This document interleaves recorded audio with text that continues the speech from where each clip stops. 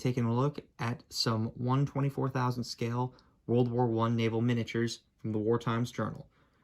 Now, right off the bat, you can notice that these are very, very detailed miniatures, and the second thing you're probably noticing is that they're World War I miniatures.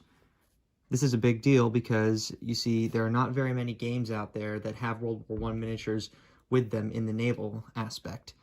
You know, there's obviously Axis and Allies for World War II, and, you know, you can get things like Micronauts and what have you for World War I.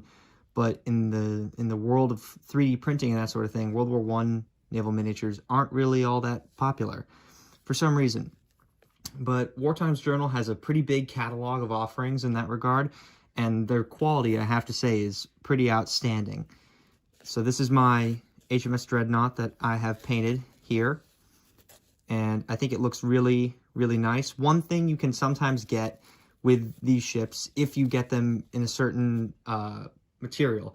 So these ships are the rapid prototype material. That's what Wartimes Journal calls them.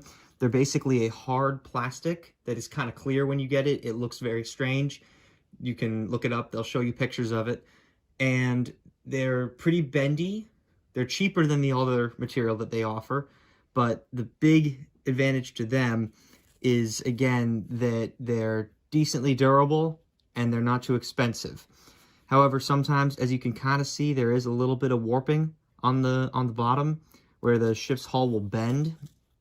If you've played War at Sea, you'll know what I'm talking about there. But it doesn't really interfere with this miniature too much, as you can see, as it still is pretty nice. And if you get bases for them, I imagine you can sort that out. So again, this is Hms Dreadnought.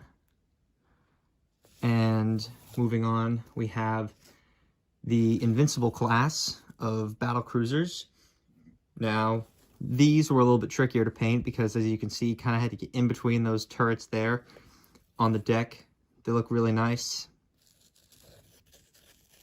They have a very wide selection at the Wartimes Journal of pretty much almost every dreadnought and battlecruiser built for World War I on the British and German side, and they're really starting to fill out their Japanese and Italian sets as well. They regularly release new ships. Now, the other material you can get is the DLP, which is a much firmer and more plasticky material. But the problem is it's a lot more expensive, and some people will prefer how these paint up with regards to that. So here we have the Hms Lion of the Lion class. Now, one of the great things about Wartimes Journal is they're very committed to offering very accurate renditions of each ship as they appeared. So, as you can see, this is the Hms Queen Mary, and if I bring Lion on over here, you can see right away the noticeable differences between the two ships that existed in real life. You know, Queen Mary's got a smaller funnel here, her secondary battery's a little different there, and a few other minor changes like the arrangement of the boats and all that stuff.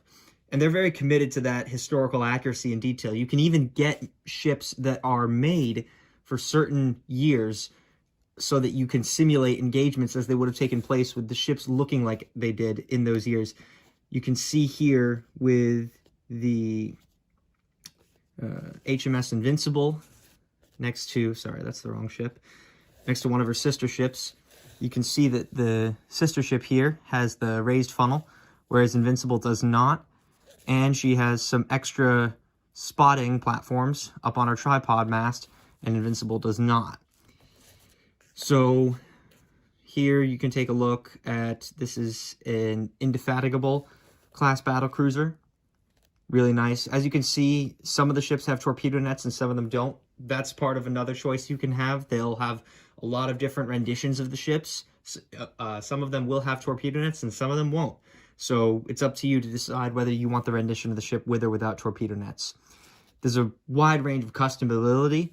They allow you to get the ships either with boats on the decks or what they call cleared for action stations, where they'll remove the boats as the ships would have appeared in battle. I've opted for that look in particular. And also, one thing they'll offer is to have the turrets that are on the ship either set off the hull or with struts that are printed on the hull that support the turret barrels, so that way there's less risk for them breaking. and I've opted for that as well. So it just makes your turrets a little more, tough, but they won't look as nice in terms of from a model perspective. I don't notice it too much as a detail, but I think some people might. So it's worth noting that that's an option for people. And as you can see here, we have HMS Tiger. She looks very nice.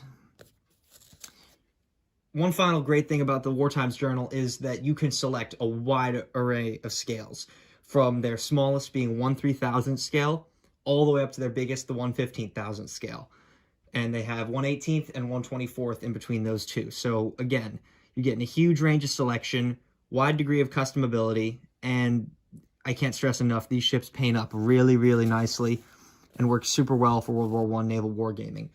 We'll be putting out some more videos in the future that feature World War I naval wargaming using these miniatures, and we'll be doing some painting guides in the future for how to paint up your fleet in this manner. So that's all for today. Thanks for watching, and I'll see you later. Thank you so much for watching. If you have a suggestion for a future video, please leave it in the comments below.